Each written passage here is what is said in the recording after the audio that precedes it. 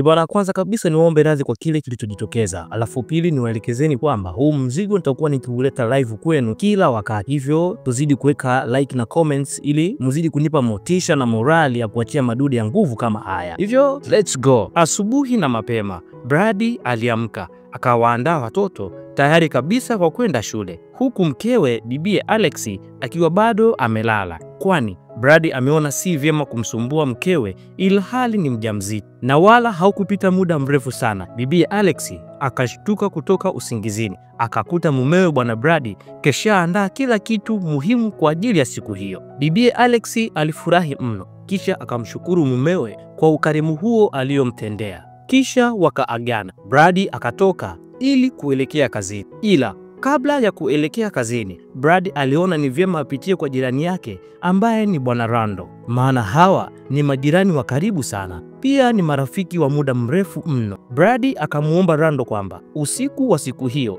wakutane nyumbani kwake ili wafurahike kwa pamoja wakiwa na familia zao. Ila Rando akawa anahisi hofu fulani hivi, kwani anajua anachokifanya na mke wa bwana Brady. Lakini mkewe Rando ambaye ni Bi Mercy alimtaka Brady wala asijali, kwani usiku huo utakapofika watakuja na kujumuika pamoja na familia ya Brady kama walivyoalikwa. Brady aliposikia hivyo akafurahika sana, kisha akaagana na Rando na kuondoka zake kuelekea moja kwa moja ofisini. Huku upande mwingine, bibie Kelly alikuwa akilia peke yake ndani ya ofisi, kwani mchumba wake aliyemtarajia kesha apata mwanamke mwingine wa kuoana naye. Hivyo Kelly anaumia sana kwa mapenzi. Mara ghafla akaingia Travis, ambaye huyu ndiye mwanaume anayemtesa Kelly kimapenzi. Ila bibie Kelly akatoka nje kwa hasira. Travis akamfuata Kelly na kujaribu kumpanga, ila Kelly akagoma kuelewa kitu chochote kile, kwani kitendo cha Travis kumdanganya Kelly kwamba anasafiri kikazi, kumbe anakwenda kumchumbia binti mwingine mrembo tena bikra, kilitosha kabisa kumuumiza Kelly na kujiona hana thamani mbele ya Travis na familia yake yote kwa ujumla. Kelly aliingia zake ofisini na kumwacha Travis akibaki nje, huku akizidi kushangaa. Kelly akakataa kabisa kusikia maneno yoyote yale ya ushawishi kutoka kwa Travis. Ikabidi Travis aondoke eneo hilo. Huku kituoni, Afande Eddie alifanikiwa kufanya namna kwa kapteni wake ili wamwajiri Lucien kwenye jeshi la polisi, na Eddie alifanya hivyo ili Lucien akawe msaada kwake pindi Eddie atakaposababisha ugomvi huko mitaani. Ilibidi Lucien akubali tu, maana hakuwa na kazi nyingine yoyote ya kuifanya mtaani kwa kipindi hicho. Hivyo Lucien akakubali kuingia kwenye njama hii ya Afande Eddie. Wakati Eddie akiwa bado hapo kituoni, mara ghafla alishangaa kumuona Julius akija na kuingia. Eddie akamuwahi Julius ili tu Julius asije akaenda na kufungua jalada la kesi, kwani hawa wawili wanayo kesi ya kulengana risasi huko mtaani, kisa tu mambo ya mapenzi, maana wote wanamgombania bibie Esperance. Ingawa moyo wa Esperance upo kwa Julius na wala si kwa huyu mbabe Eddie anayelazimisha mapenzi kwa kukitumia cheo chake cha uaskari. Huku upande mwingine, Joe anaonekana kupewa pongezi na muhuni mwenzake kwa kutoka jela salama salmini, kwani Joe alikuwa akikitumikia kifungo cha kesi ya kukamatwa na kete za dawa za kulevya. Ila bado wenzake wanamtaka Joe arudi mtaani ili wakaendeleze gurudumu la biashara haramu. Joe anaonekana kukataa katukatu, maana mama yake ambaye ni Bi Natal anahangaika kumtafutia Joe kazi halali ya kufanya kwenye moja ya mgahawa hali zaidi hapa jijini New York City. Usiku ulipofika, familia ya Rando ilienda kujumuika pamoja na familia ya bwana Brady. Wakawa wanakunywa na kufurahika sana, huku bibie Mercy akimuonyesha mumewe bwana Rando mapenzi mubashara ili tu amuumize bibie Alex, ambaye muda wote nafsi yake haikuwa na furaha hata kidogo, akijidharau kwa usaliti aliyomfanyia mumewe. Pia akimuonea wivu Mercy jinsi anavyofaidi penzi tamu toka kwa bwana Ram. Hatimaye bibie Alex aliinuka zake juu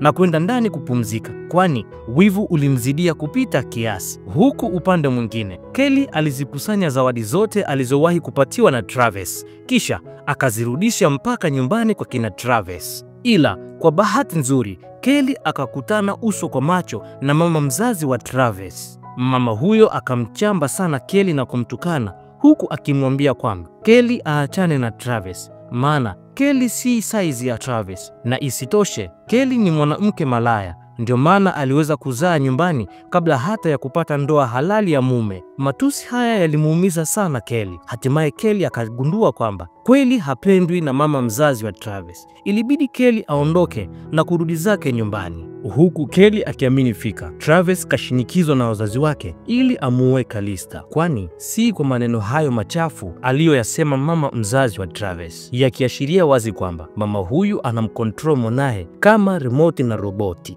Tukirudi huku upande mwingine, Eddie anaonekana akijisalimisha mwenyewe bila kupenda, na hatimaye akaenda mpaka nyumbani kwa Esperanza usiku wa manane ili Eddie amuombe Esperanza amwambie Julius ugomvi wao uishe, maana mziki wa Julius sio wa kitoto, kwani licha ya Eddie kuwa na ubabe wake wote, ila hapo kwa Julius Eddie amesalimu kwani familia ya Julius ni ya kinyamera mno, ni ya makateli wa Mexico wanaomiliki mitandao mikubwa ya kiuaji. Ahmad ndani ya muda huo wakati Eddie akiendelea kuongea na Esperanza, hatimaye Julius alifika na kumkuta Eddie akiwa hapo nyumbani kwa Esperanza. Eddie akaanza kujitia ni mbabe mbele ya Esperanza, lakini hatimaye akaishia kuchezea kichapo kitakatifu toka kwa Julius mpaka Eddie akaenda chini huku akilia kama mtoto mdogo. Ndipo Julius akamwacha na kuondoka zake. Esperanza akamchukua Eddie na kumuingiza ndani, kisha akaanza kumchua na maji ya moto ili ampunguzie maumivu makali ya uvimbe wa ngumi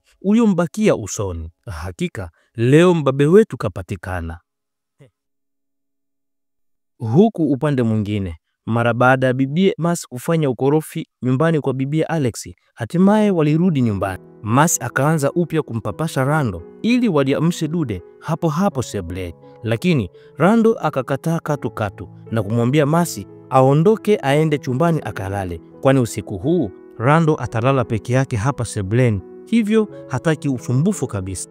Ilimbidi Mas aondoke huku akiwa na hasira tele, lakini mtaalamu Rando baada ya Mas kuondoka alichukua simu yake na kumtext bibi Alex.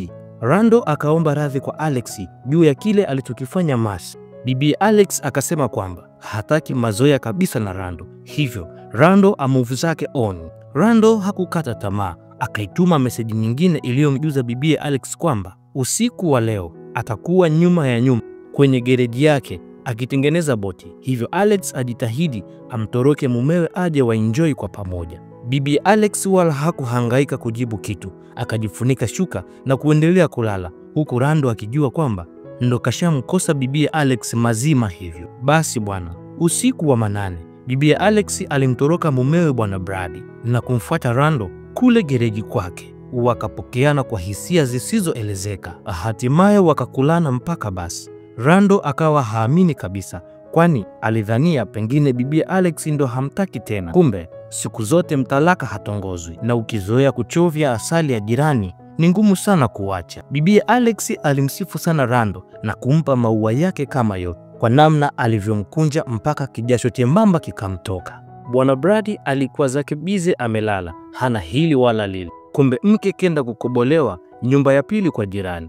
Brady alishangaa mara baada ya kuamshwa na mtoto wake, ndipo akatizama kitandani na kumkosa mkewe. Brady alitoka wima na kuanza kumsaka mke wake humo ndani ya nyumba nzima, kuanzia chooni, sitting room hadi dining room, ila kote ikawa ni ola. Lakini Brady alipochungulia nje dirishani, alishangaa kuiona taa ya gereji kwa Rando ikiwa bado ipo on usiku huu. Brady aliamua kupiga mpinja ili kumshtua Rando. Ndipo Rando akatoka nje wima, wakapeana hai ya salamu kwa mbali. Kisha Brady akamuuliza Rando kwamba je, hajamuona mkewe akiwa huko nje, maana akamtafuta kote ndani ya nyumba pasi na kumuona. Rando alishangaa na kujifanya kama vile hajui kinachoendelea. Brady akasisitiza kwamba mkewe hayupo ndani na hajui kenda wapi usiku mzito kama huu.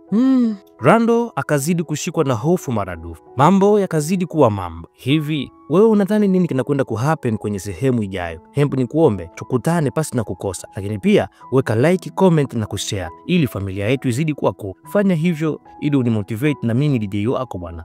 Mambo yatakuwa bam bam. Twende sawa.